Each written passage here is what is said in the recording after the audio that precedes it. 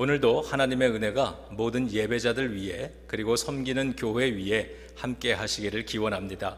2022년 7월 27일 기쁨의 언덕으로 오늘의 본문 말씀은 시편 139편 13절에서 24절의 말씀입니다. 주께서 내 내장을 지으시며 나의 모태에서 나를 만드셨나이다. 내가 주께 감사하옴은 나를 지으심이 심히 기묘하심이라. 주께서 하시는 일이 기이함을 내 영혼이 잘 아나이다. 내가 은밀한 데서 지음을 받고 땅의 깊은 곳에서 기이하게 지음을 받은 때에 나의 형체가 주의 앞에 숨겨지지 못하였나이다. 내 형질이 이루어지기 전에 주의 눈이 보셨으며 나를 위하여 정한 날이 하루도 되기 전에 주의 책에 다 기록이 되었나이다. 하나님이여, 주의 생각이 내게 어찌 그리 보배로우신지요, 그 수가 어찌 그리 많은지요. 내가 세려고 할지라도 그 수가 모래보다 많도소이다. 내가 깰 때에도 여전히 주와 함께 있나이다. 하나님이여, 주께서 반드시 악인을 죽이시리이다. 피 흘리기를 즐기는 자들아, 나를 떠날지어다.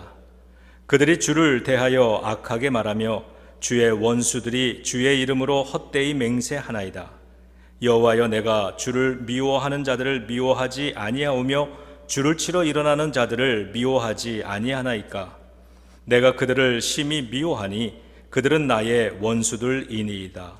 하나님이여, 나를 살피사 내 마음을 아시며 나를 시험하사 내 뜻을 아옵소서. 내게 무슨 악한 행위가 있나 보시고 나를 영원한 길로 인도하소서. 아멘. 기도하시겠습니다. 오늘 성경 말씀을 통해 진리의 성령님 친히 말씀해 주셔서 우리를 길과 진리와 생명으로 인도해 주옵소서. 예수님의 이름으로 기도드립니다. 아멘. 여러분 행복하십니까? 지금 예배를 드리고 계시는 성도님들 중에 불행하게 살고 싶은 사람은 안 계실 겁니다. 나는 불행하게 살겠다라는 역사적 사명을 안고 태어나는 사람도 없습니다. 모든 사람은 행복하게 살고 싶어 합니다. 하지만 모든 사람이 행복하게 살고 있지 못하는 것 또한 현실입니다. 어떻게 살아야 행복할 수 있을까요? 이 질문의 대답을 찾는 성서적인 방법은 먼저 나는 누구인가라는 질문보다 하나님은 누구신가를 질문하는 것입니다. 그래야 올바른 대답을 찾을 수 있습니다. 오늘의 시편 기자 역시 자기 자신의 존재를 하나님과의 관계 속에서 이해하고 있습니다. 그래서 1절을 이렇게 시작합니다. 여호와여, 주께서 나를 살펴보셨으므로 나를 아시나이다. 주께서 내가 앉고 일어섬을 아시고 멀리서도 나의 생각을 밝히 아십니다. 그렇게 시작한 노래는 중반으로 넘어가면서 하나님은 누구신가를 말한 다음 나는 누구인가를 고백합니다. 그리고 이렇게 살겠습니다 라는 선언으로 끝마칩니다. 첫 번째, 하나님은 누구신가입니다.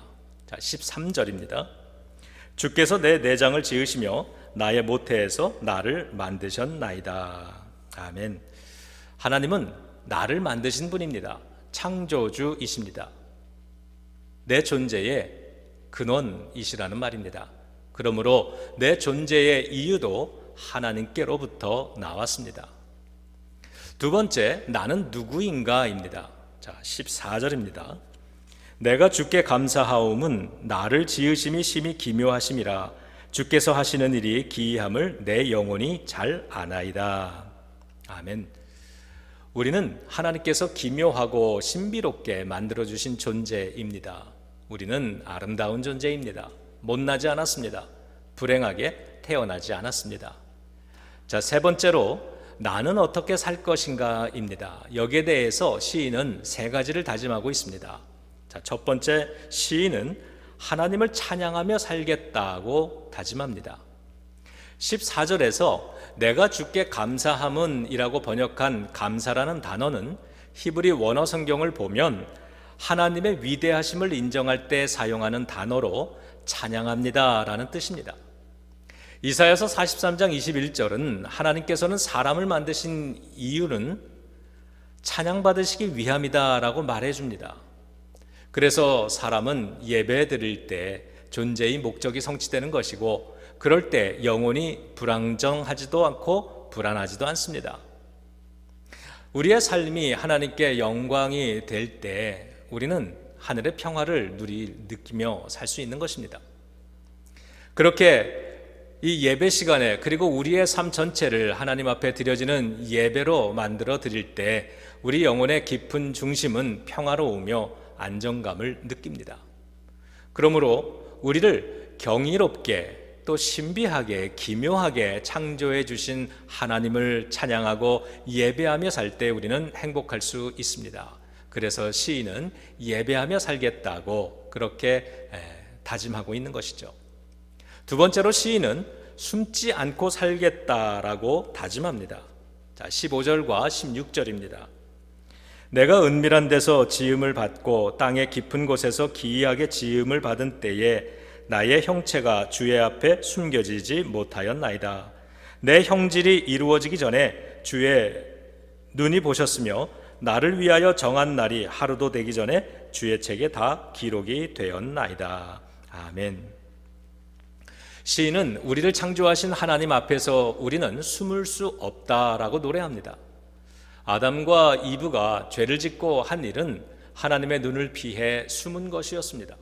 하지만 그때도 하나님은 아담아 아담아 어디 있느냐라고 물으시면서 숨어있는 곳에서 하나님 앞으로 아담과 이브가 나오기를 기다려 주셨습니다. 우리는 종종 하나님의 불꽃 같은 눈으로 나를 살펴주세요 라고 기도하면서 자주 하나님의 시선을 피해 숨어버리곤 합니다. 하나님의 날개로 품어주세요 라고 기도하면서 자주 하나님의 품을 벗어나 도망합니다. 시인도 그렇게 살아봤지만 결국 7절부터 9절에 걸쳐 이렇게 고백합니다. 자, 7절부터 9절까지 우리 함께 읽겠습니다. 내가 하늘에 올라갈지라도 거기 계시며 스올에 내 자리를 펼지라도 거기 계시나이다. 내가 새벽 날개를 치며 바다 끝에 가서 거주할지라도 거기서도 주의 손이 나를 인도하시며 주의 오른손이 나를 붙드시리이다. 아멘. 하나님 앞에서 숨기보다는 항상 예배 자리에 나아가 여러분의 모습을 보여드릴 수 있기를 축복합니다. 사탄은 죄를 가지고 우리를 자꾸 숨기려 합니다.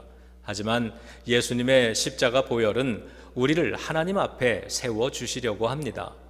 이번 주일은 어떤 일이 있어도 예배의 자리에 나아가 하나님 앞에 여러분의 모습을 숨기지 않으므로 하나님의 손에 붙들리시기를 축복합니다. 그래서 시인은 하나님 앞에 숨지 않겠다고 다짐합니다. 세 번째로 시인은 선하게 살겠다라고 다짐하고 있습니다. 시인은 19절에서 24절에 걸쳐 하나님은 사람들이 선하게 살기를 원하신다고 말하고 있습니다. 왜냐하면 하나님은 사람을 경이롭고 신비롭고 아름답게 만드셨기 때문입니다. 그래서 하나님은 사람이 악하게 살아가는 것을 싫어하십니다. 그래서 시인은 자신도 악인을 싫어한다고 말합니다. 그런 자신의 마음을 하나님께서 좀 헤아려 달라고 그렇게 노래합니다. 그리고 자신도 악하게 살지 않고 영원한 삶을 바라보며 살겠다고 결심합니다. 시인의 결심이 우리의 결심이 되기 원하는 마음으로 24절을 함께 읽겠습니다. 24절입니다. 내게 무슨 악한 행위가 있나 보시고 나를 영원한 길로 인도하소서. 아멘. 요즘 인기가 높은 유튜버가 있습니다. 그 부부는 살아보고 싶은 세계 여러 나라 도시들을 돌아다니면서 한 달씩 생활을 합니다. 에어비앤비로 한 달 동안 집을 빌리고요. 거기 살면서 현지 음식을 사 먹고 또 관광도 하면서 그런 일상의 모습을 영상으로 제작해서 유튜브에 올립니다. 그러면 사람들이 그 영상을 봅니다. 조회수가 많아질수록 광고 수익금도 많이 받게 됩니다. 그렇게 해서 생기는 수익금으로 또 다른 나라, 다른 도시에 가서 한 달을 삽니다. 그 영상을 보여주면 사람들은 자기들도 저렇게 살고 싶다는 말을 합니다. 나도 저렇게 살 수 있다면 행복할 것 같다고 말하면서 한결같이 부러워합니다. 하지만 그렇게 살지 못하는 것이 현실입니다. 그래서 사람들은 생각을 바꿔봅니다. 어차피 좋아하는 일을 하면서 살지는 못할 거니까 하고 있는 일을 좋아해 보려고 노력합니다. 하지만 그것도 잘 안 되니까 좋아하는 일이 아니라 할 수 있는 일을 하면서 사는 거야 라고 스스로를 위로하고 격려합니다. 그것도 좋은 방법이지만요, 그렇게 생각하는 사람들이 거기서 정말 행복을 얻고 있느냐, 자기 삶의 기쁨을 얻고 있다고 말하고 있느냐, 이게 중요하죠. 앞서 말씀드린 유튜버가 살아가는 방식은 누구나 부러워하는 삶입니다. 아마도 자유롭기 때문에, 또 세계 여러 도시를 경험하기 때문에, 늘 새로운 것을 볼 수 있고 체험하며 살 수 있기 때문일 겁니다. 그들의 모습은 즐거워 보입니다. 만일 그 유튜버에게 당신은 행복하십니까? 라고 물어본다면 어떤 대답을 할까요? 네, 행복합니다 라고 대답할 수도 있고 아니요 라고 대답할 수도 있을 겁니다. 그 부부의 영상을 시청하는 사람들에게 당신도 저 사람들처럼 살면 행복하실 것 같습니까? 라고 물어본다면 그들의 대답도 다양할 것입니다. 왜 그렇습니까? 삶의 행복은 어떤 방식으로 사는가, 어떤 직업을 갖는가의 문제가 아니라 그 생활에서 높은 가치와 의미를 발견하는가의 문제이기 때문이죠. 그래서 성경은 행복하라는 표현 대신에 기뻐하라는 표현을 사용하고 있습니다.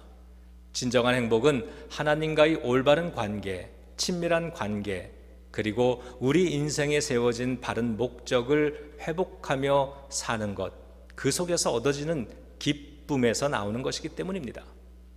그래서 하박국 선지자는 나는 여호와를 인하여 즐거워하며 나의 구원의 하나님을 인하여 기뻐한다고 했고요.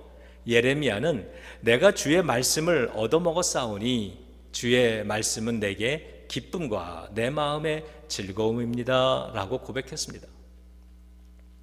행복한 삶이 단순히 앞서 말씀드린 유튜버 부부와 동일한 라이프 스타일을 가진다고 얻어지는 것일까요? 아닐 겁니다.